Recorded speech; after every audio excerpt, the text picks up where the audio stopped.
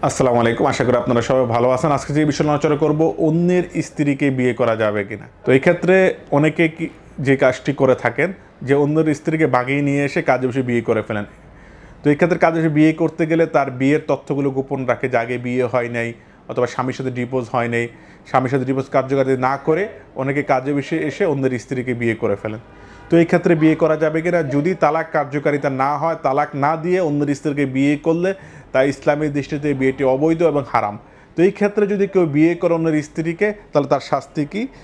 তো দণ্ডবিধির 494 ধারা মোতাবেক সম্পূর্ণ বাতিল বিয়ে, এই বিয়েটি সম্পূর্ণ বাতিল হিসাবে গণ্য হবে আইনগতভাবে। এই ক্ষেত্রে তার দণ্ডবিধি 497 ধারা মোতাবেক বেবিচার হিসাবে শাস্তিযোগ্য অপরাধ। এই অপরাধ প্রমাণিত হলে 5 বছর পর্যন্ত কারাদণ্ড এবং অর্থদণ্ড হতে পারে। তো এই ক্ষেত্রে কখনো অন্যের স্ত্রীকে বিয়ে করা যাবে না, যদিও না আইনসম্মতভাবে না হয়। সর্বপ্রথম আগে তালাকটি রেজিস্ট্রেশন করতে হবে। তালাক কার্যকারিতা হওয়ার পরে আপনি চাইলে বিয়ে করতে পারবেন। যদি আপনি তালাক না দিয়ে অন্যের স্ত্রীকে নিয়ে এসে ভুল তথ্য দিয়ে বিয়ে করেন, তা আইনসম্মত হবে না, ইসলাম সম্মত হবে না। তো আজকে এই পর্যন্ত। আশা করি সবাই ভালো থাকবেন। এখনও যারা আমাদের ইউটিউব চ্যানেলে সাবস্ক্রাইব করেননি, ইউটিউব চ্যানেল সাবস্ক্রাইব করে পাশে থাকা বেল বাটনটি প্রেস করে দিবেন, যাতে সবার আগে নিত্য নতুন ভিডিও আপনার কাছে পৌঁছে যায়। আল্লাহ হাফেজ। আসসালামু আলাইকুম রহমতুল্লাহ।